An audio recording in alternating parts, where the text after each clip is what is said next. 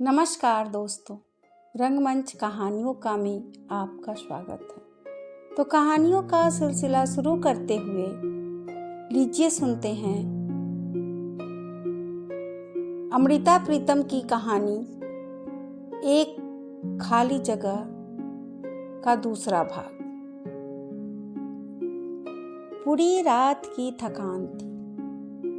दिलीप राय चाय का एक प्याला पीकर अपने कमरे में चले गए थे और बड़े कमरे में सिर्फ मुक्ता थी। यह इस दिन के लिए आई हुई कुछ मेहमान, रिश्तेदार, औरतें। कोई रस्म करते समय जब मुक्ता की गोद में डाले हुए बच्चे को उठा लिया गया तो मुक्ता ने थकी थकी आंखों से एक बार कुसुम की ओर देखा। सिर्फ कुसुम थी जिसे मुक्ता इस घर में कुछ पहचानती थी। उसी ने आज नए रिश्ते के सबसे पहले संबोधन से मुक्ता को बुलाया था, भाभी कहकर। कुसुम ने दिलीप राय की मां की ओर देखा, कहा, चाची, भाभी के लिए सारी रात का जागरण रहा होगा। मां ने मुक्ता को बड़े कमरे के सोफे से उठाते हुए कुसुम से कहा, दिलीप के बराबर वाला कमरा खाली है, जा भाभी को वहां ले जा, घड़ी दो घड़ी आराम कर लेगी। कुसुम एक पल के लिए शायद किसी सोच में उतर गई, फिर कहने लगी, भाभी एक मिनट, मैं कमरा ठीक कराऊं? बाकी कमरों में मेहमान थे। कुसुम ने जाकर देखा, सिर्फ वही कमरा था जिसमें किसी मेहमान को नहीं ठहराया गया था। कुसुम कमरे में गई और उल्टे पैरों वापस आकर मुक्ता को उस कमरे में ले गई।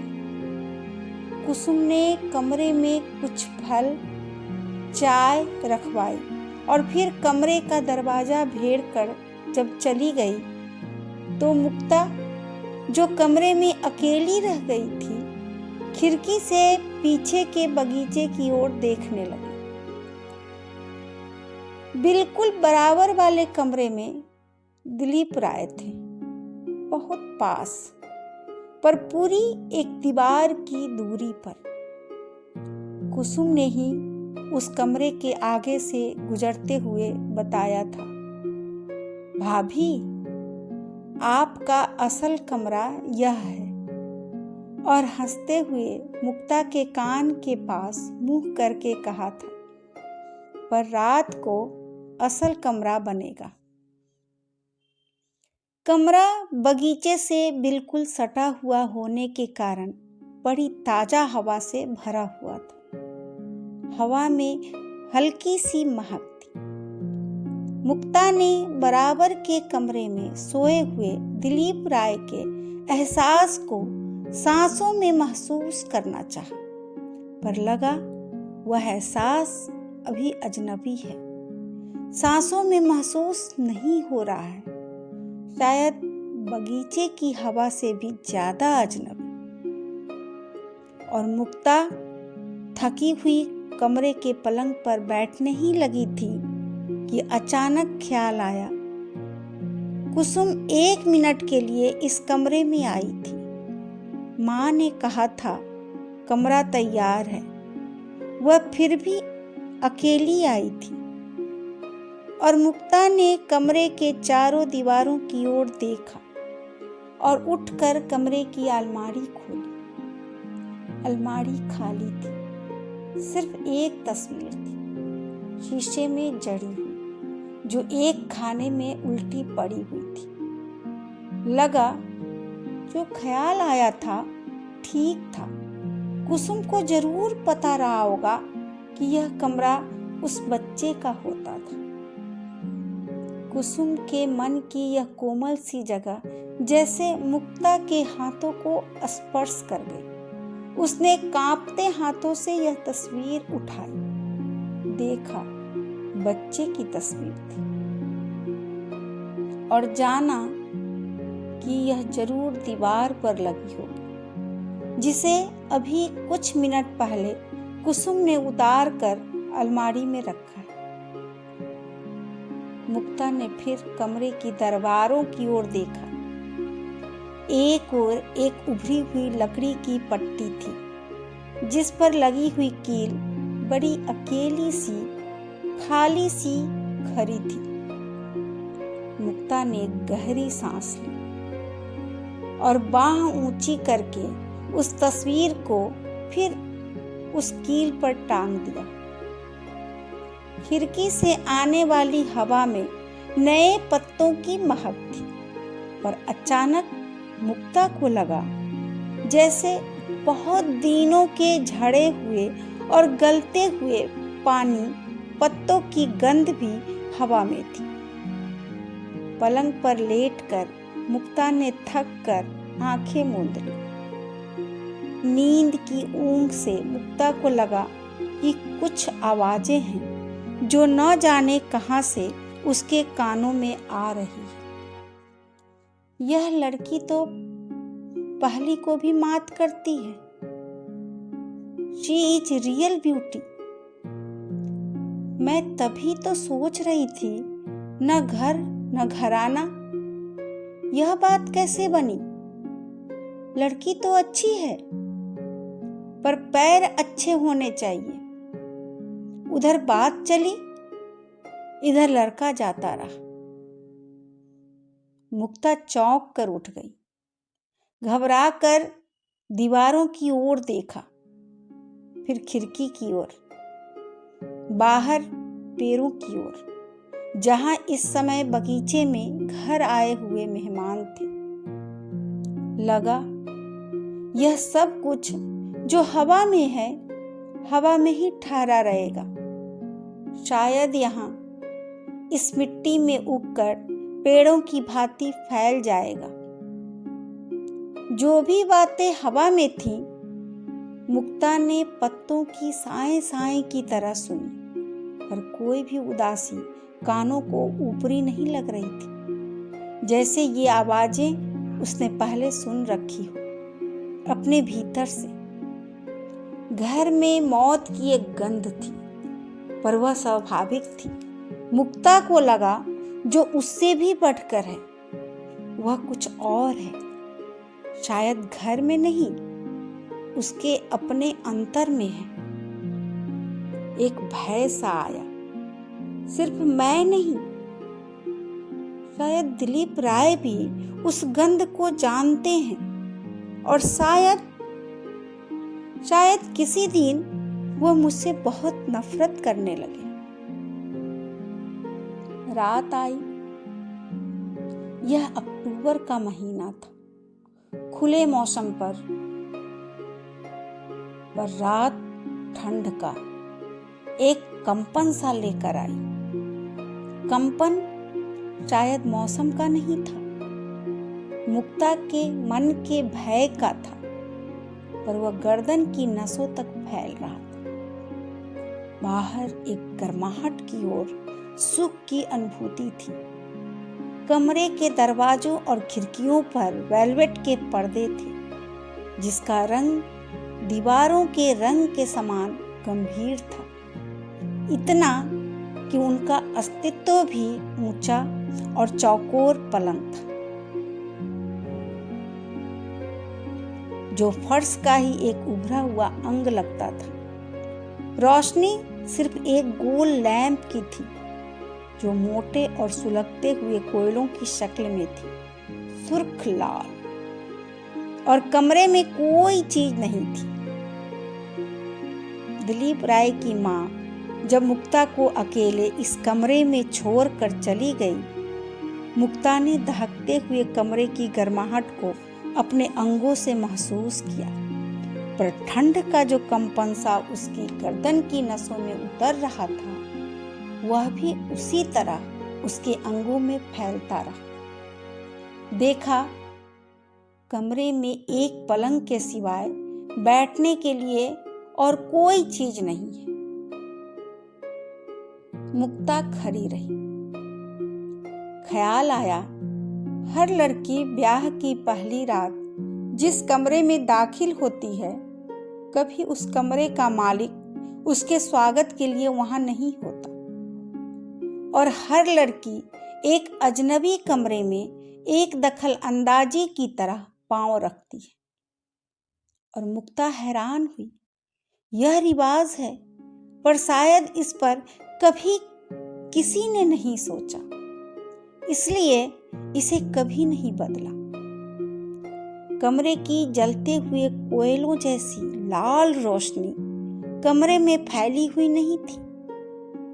वह पलंग के एक ओर कोयलों के ढेरों की तरह फर्श पर पड़ी हुई थी, इसलिए मुक्ता कुछ देर तक कमरे के एक कोने में बनी पत्थर की उस छोटी सी रौंस को नहीं देख सकी, जिस पर एक तस्वीर पड़ी हुई थी।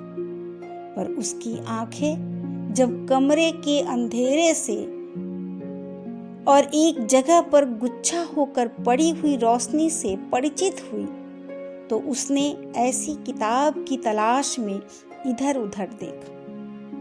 अपने आप उस बिस्तर पर बैठना बहुत अजीब लगा, जो अभी तक उसका नहीं था और आज तक किसी और का था। सोचा कमरे में पड़ी हुई कोई किताब मिल जाए तो वह फर्श पर रोशनी के पास बैठकर किताब पढ़कर इंतजार का समय बिता लेगी।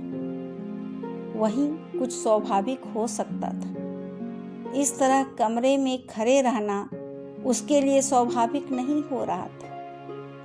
इसलिए किसी किताब को ढूंढते ढूंढते जब वह कमरे को गौर से देखने लगी, एक कोने में बनी हुई पत्थर की उस छोटी सी रौंस को देखा, जिस पर एक तस्वीर पड़ी हुई थी। पास गई, देखा तस्वीर बच्चे की थी और उसकी माँ की। कमरा नहीं, कमरे में अपना आप बिल्कुल अजनबी लगने लगे। बाहर हवा शायद तेज हो गई थी। कमरे की खिड़कियां बंद थी, पर दीवारों के साथ लगकर कुछ तेज तेज सांसें लेती लग रही थी। दरवाजे के पर्दे ने भी एक गहरी सांस ली और पैरों तक हिल गया। मुक्ता ने देखा दिलीप राय कमरे में आए हैं। मुक्ता शायद दिन में देखी हुई मुक्ता से भी इस समय अधिक सुंदर लग रही थी। दिलीप राय उसकी ओर देखते रह गए, फिर संभले, धीमे से मुस्कुराए और पास आकर कहने लगे, इसी तरह खड़ी रही, थक नहीं गई? बिजली के कोयलों में से जैसे एक छोटी सी चिंगारी उठी। मुक्ता ने कहना चाहा, कमरे में बैठने के लिए कहा ही नहीं, पर वह कह न सकी। बिजली के कोयले एक सार जलते रहे, मुक्ता भी। दिलीप राय ने बैठने के लिए पलंग के पास आकर मुक्ता के कंधों पर अपनी बांह रखी और पलंग की पट्टी के पास आकर रुक गई। मुक्ता से कहा, मेरी पसंद पर रश्क आया है या नहीं? मुक्ता के होंठ जरा सा मुस्कुराए। दिलीप राय का प्रश्न सीधा था, उसके मन से जुड़ा हुआ, पर मुक्ता को लगा जैसे वह क्या खोया और क्या पाया का हिसाब सा लगा रहे हो। मुंह से निकला, बहुत उदास हो। ये मुक्ता के पहले शब्द थे जो दिलीप राय के सामने मुंह से निकले। वह कुछ चौंक से गए। उदास? मुक्ता ने कमरे के उस कोने की ओर देखा जहां बच्चे की और उसकी मां की तस्वीर थी। पलंग की पट्टी के पास खड़े दिलीप राय की इस समय उधर पीठ थी। उन्होंने मुक्ता की दृष्टि की दिशा में गर्दन मोड़ कर देखा, फिर चुप हो गए। शायद सोच नहीं सके थे कि आज की रात की पहली बात अतीत से जुड़ी हुई होगी। मुक्ता के भीतर से शीत का एक कंपन उठकर उसकी उंगलियों के पोरों तक फैल गया और उसका हाथ जो ठंडा हो गया था, एक विवशता की सी दशा में दिलीप राय के पहलू से छू गया, शायद किसी गर्माहट की खोज करता हुआ। दिलीप राय ने मुक्ता को पूरी बाह में लेकर अपने से सटा लिया। आंखें बंद सी हो गई, मुक्ता की भी। मुक्ता को लगा जैसे वे दोनों मौत की ठंड से बचने के यत्न में जिंदा मांस की गर्माहट खोज रहे हैं। बिजली के कोयलों की शक्ल में बनी हुई हांडियों के स्विच पलंग की पट्टी पर इस तरह लगे हुए थे कि जितने कोयले चाहें बुझाए जा सकते थे। दिलीप राय ने कुछ स्विच दबाकर केवल एक कोयला जलता रहने दिया, बाकी बुझा दिए। सचमुच एक ऐसी ठंड थी जो दोनों के अस्तित्व को किसी जगह अपने में लपेट रही थी और जिसे केवल एक दूसरे की आग का सेक चाहिए था। रात ऐसी बीती कि मांस के ठंडे हाथ सारी रात मांस की कांगड़ी सेकते रहे। रात का अंतिम पहर आया, रात की गर्माहट से भरा हुआ, और बिस्तर की सफेद चादर पर दो शरीर जल जल कर बुझे हुए से राख के गर्म ढेरों की तरह पड़े हुए थे। सवेरे का उजाला शायद होता है।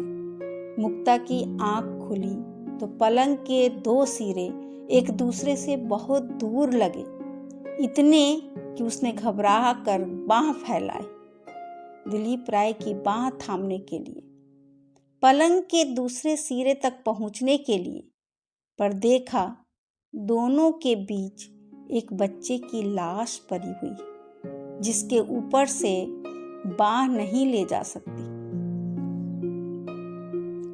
दिलीप राय की जिंदगी में मुक्ता पहली औरत नहीं थी, पर मुक्ता की जिंदगी में दिलीप राय पहला मर्द था, और पहले मर्द के साथ बीती पहली रात मुक्ता के लिए भयानकता सी सीमा तक सुंदर थी। एक संपूर्ण अस्तित्व के लिए जागी हुई प्यास, इतनी कि सवेरे के उजाले में वह दिलीप राय की ओर एकटक देखती रही। लगा अभी एक घूंट पानी भी उसने होठों से लगाकर नहीं देखा, और उसके होठ बहुत प्यासे हैं।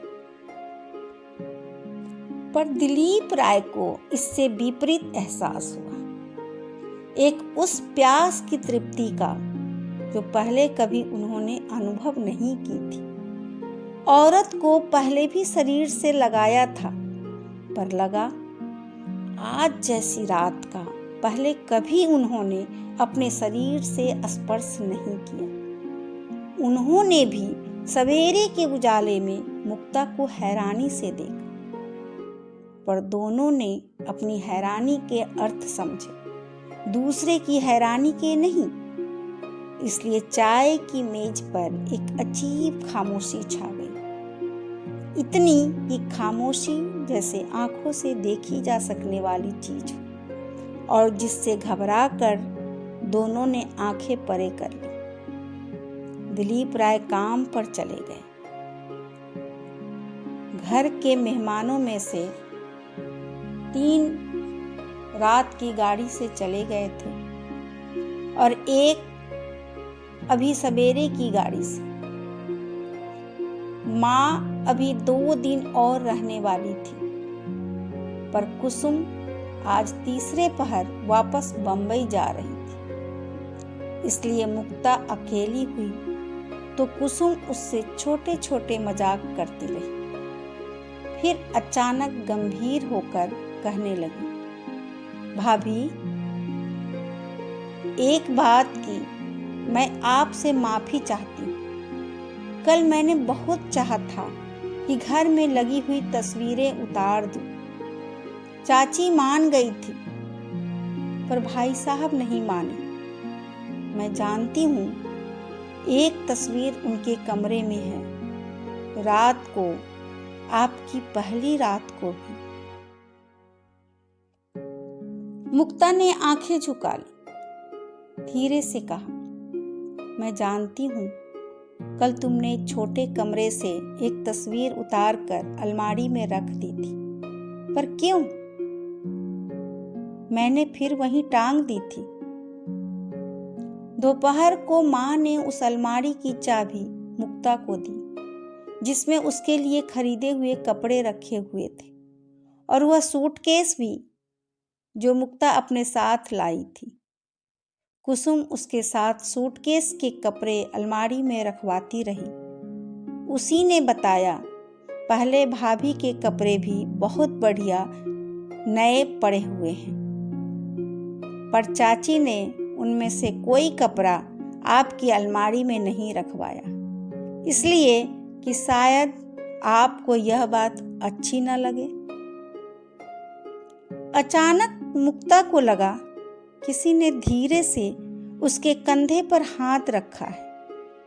यह भी महसूस हुआ, यह हाथ कपड़ों के उस बंद ट्रंक में से निकल कर आया है जो घर की माँ ने न जाने कहां, शायद कुछ ट्रंकों के नीचे दबाकर रख दिया है। मुक्ता के हाथ अलमारी में कपड़े रखते हुए ठिठक गए। हाथ का स्पर्श कंधे से नीचे को उतरता हुआ रीढ़ की हड्डी में फैल गया। मुक्ता ने फटी फटी आंखों से अलमारी की ओर देखा। यह सोने की कमरे की दूसरी अलमारी थी, उस पहले के नाप की ही जिसमें से सवेरे दिलीप राय ने अपने कपड़े निकाले थे। पूछने की आवश्यकता नहीं थी, दिखाई दे रहा था कि यह अलमारी उसी की थी जिसके कपड़े इसमें से निकाल कर अब किसी ट्रंक में बंद कर दिए गए थे। चीजों में शायद बरतने वाले का कुछ सदा के लिए समा जाता है, लोहे में भी, लकड़ी में भी। मुक्ता को अलमारी में से एक हल्की सी गंध आई। एक लंबी सांस भरकर देखा, पर जान नहीं सकी कि यह गंध किसी के हाथों की थी या लकड़ी में समाई हुई किसी इत्र फलेल की। होठों के पास सोच की एक लकीर सी खींच गई। अगर लकड़ी और लोहे में कोई गंध समाई रह सकती है तो उस बदन में भी जरूर होगा जो रोज बाहों में लपेट कर रखता था। पिछली रात को याद में लाकर मुक्ता ने दिलीप राय के बदन को जैसे फिर छुआ, बाह से लिपटकर एक गहरी सांस भरी, पर कुछ याद नहीं आया। शायद शरीर की जलती हुई आग के समय केवल आग की गंध होती है और किसी चीज की नहीं, और शायद सब कुछ उसमें भस्म हो जाता है। मुक्ता के विचार को कुसुम ने तोड़ दिया। पूछ रही थी, भाभी क्या सोच रही हो? मुक्ता ने पहली बार जाना, कुछ विचार केवल किसी गंध के समान होते हैं, हाथ से पकड़कर किसी को दिखाए नहीं जा सकते, हर समय होते भी नहीं। मेघ बरसने के समय स्वयं ही आ जाते हैं, घरों के कोनों में गुच्छा से होकर बैठ जाते हैं और फिर धूप निकलने पर न जाने कहाँ चले जाते हैं। भाई साहब को कच्चे कीमे के कबाब बहुत पसंद है। एक फिसलते रेशम की साड़ी को तह करते हुए कुसुम ने अचानक कहा, कच्चे कीमे के? मुक्ता ने चौंक कर कुसुम की ओर देखा। कुसुम बताने लगी, वह जब बंबई आते हैं मैं उन्हें बनाकर खिलाया करती हूँ। थोड़ी मेहनत लगती है, पहली भाभी कभी नहीं बनाई थी। तुम मुझे सिखा दो, मुक्ता ने कहा और उसके मन में एक हंसी सी आ गई। याद आया, माँ कई बार कहा करती है कि मर्द का मन जीभ में होता है। मैं आपको कागज पर सारा तरीका लिख देती हूँ। मुश्किल नहीं है, सिर्फ जरा मेहनत पड़ती है। और कुसुम जब कागज पर लहसुन का, बड़ी इलायची का और अंडों की जर्दी का हिसाब लिख रही थी, मुक्ता को लगा जैसे वह एक अधेड़ औरत की तरह किसी सयाने से वशीकरण मंत्र लिखवा रही है। कुसुम लिखने के साथ साथ जुबानी भी बता रही थी कि कैसे कच्चे कीमे को पहले सिलवट्टे से पीसना होता है, और साथ ही हंस भी रही थी। पर भाई साहब को तो खाते समय पता ही नहीं लगेगा कि क्या खा रहे हैं। वह तो भाभी बस आपको ही देखते रहेंगे। देखा था सवेरे चाय के समय, वह बस आपको ही देखे जा रहे थे। चाची भी भीतर जाकर हंसती रही थी। मुक्ता को ख्याल आया, सवेरे वह भी तो उनकी ओर देखती रही थी। कुसुम ने यह भी देखा होगा, माँ ने भी। और विचार उधर चला गया जिधर रात को सोने के कमरे के कोने में एक तस्वीर पड़ी हुई थी, और जो सारी रात उसे देखती रही थी, और जिसने सारी रात आंखें नहीं झपकाई थी। गले के पास जैसे आवाज नहीं थी, बाकी सब अंगों के पास थी, केवल अंगों को सुन पड़ने वाली। दूसरी रात आई, पर उसे पहली के बाद दूसरा कहना भी जैसे उसका अपमान हो। दिलीप राय ने महसूस किया, यह रात भी पहली है, नई और कुंवारी। एक आश्चर्य मन में उठा, क्या हर रात का पहली बार आना संभव है? आगे भी संभव होगा? समझ में नहीं आ रहा था कि इस कोमल सी और रेशम के गुच्छे जैसी लड़की के पास क्या है, जिसके अंदर उनका शरीर रेशम के कीड़े की तरह लिपटता जा रहा है। नहीं, उन्हें लगा कुछ है जो वह सब कुछ देने के बाद भी अपने पास रख लेती है, बचा लेती है, और जिसे पाने के लिए पूर्ण संतुष्टि में अलसाया हुआ शरीर फिर उसकी ओर देखता है, उसकी ओर बढ़ता है।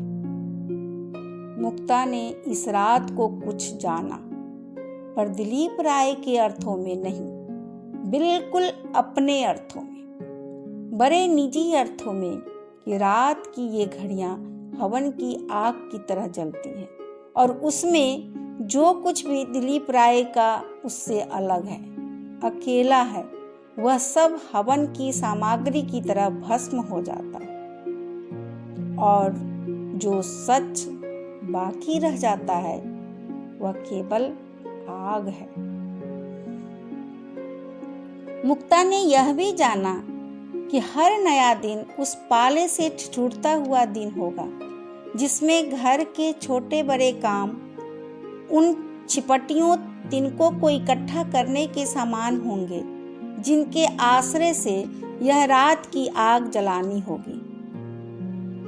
दिन के पाले से घबराकर, अपने अपने अकेलेपन से घबराकर, और शायद हमेशा, सारी उम्र, क्योंकि आज भी रात के चौथे पहर में मुक्ता को वही अनुभूति हुई कि पलंग के दो सिरे एक दूसरे से बहुत दूर है, इतने कि एक सिरे की ओर सोई हुई मुक्ता का दूसरे सिरे पर सोए हुए दिलीप राय तक हाथ नहीं पहुंच रहा है।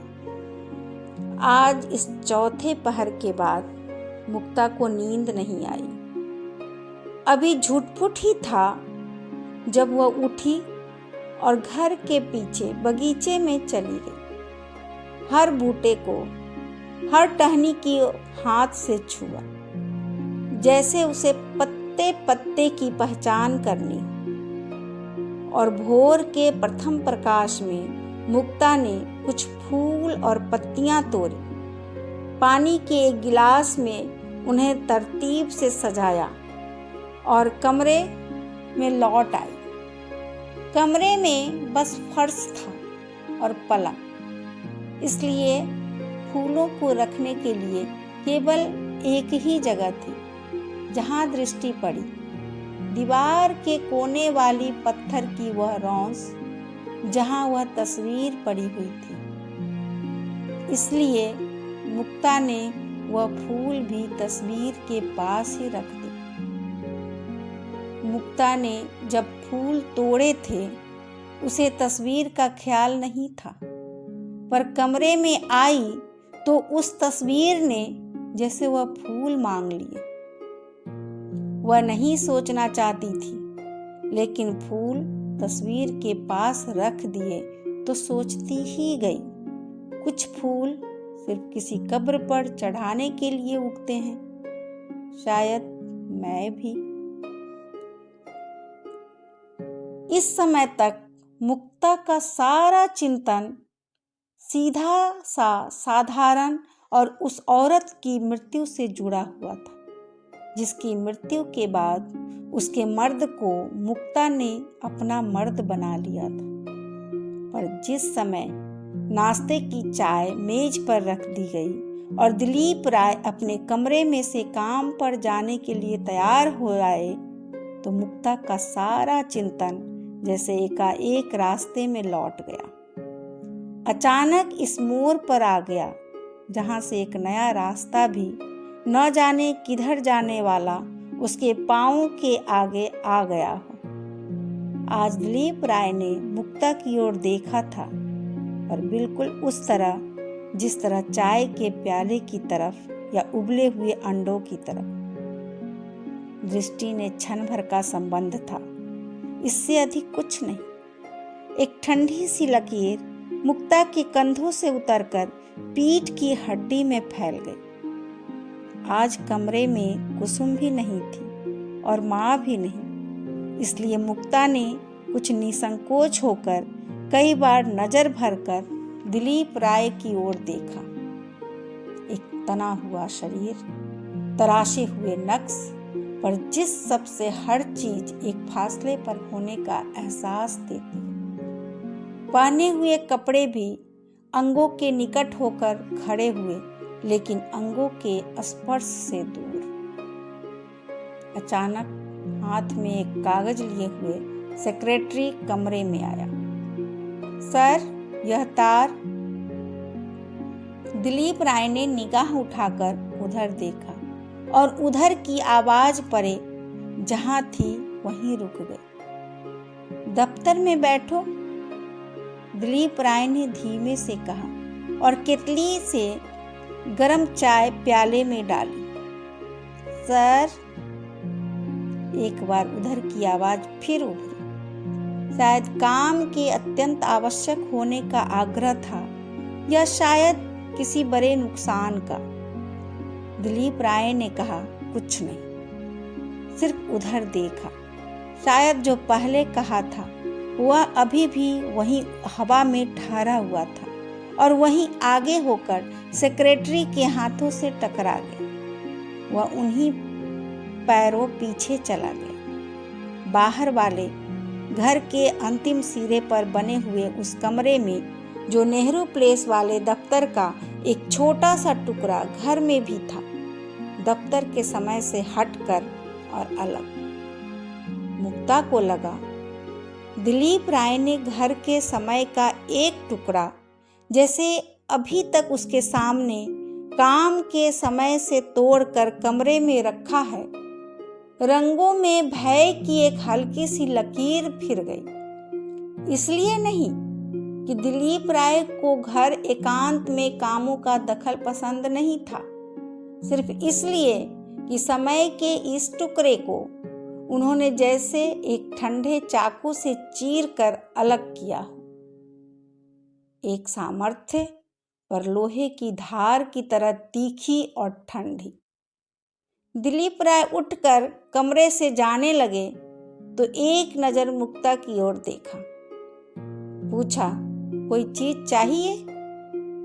मुक्ता ने ओठों के पास एक मुस्कुराहट उभरी, जैसे नहीं शब्द उभरा हो। और दिलीप राय जब कमरे में चले गए, मुक्ता को लगा उनके कमरे में होना और कमरे से जाना भी उनके अधीन है, आज्ञा में बंधा हुआ, धरती की ग्रेविटी की तरह। और मुक्ता को पहली बार लगा एक और राह भी है जो एक और कब्र की ओर जाती है, न जाने किसकी, न जाने कहाँ। पर सवेरे की वह अनुभूति मन में और गहरी उतर गई। कुछ फूल सिर्फ कब्र पर चढ़ने के लिए उगते हैं, शायद मैं भी। अभी आप सुन रहे थे अमृता प्रीतम की खूबसूरत कहानी एक खाली जगह, पिछले भाग से आगे का भाग। धन्यवाद। यदि आपको कहानी पसंद आए तो आप मेरे चैनल को लाइक करें, सब्सक्राइब करें और अपने साहित्य प्रेमी दोस्तों के साथ अवश्य शेयर करें। सपोर्ट के लिए धन्यवाद।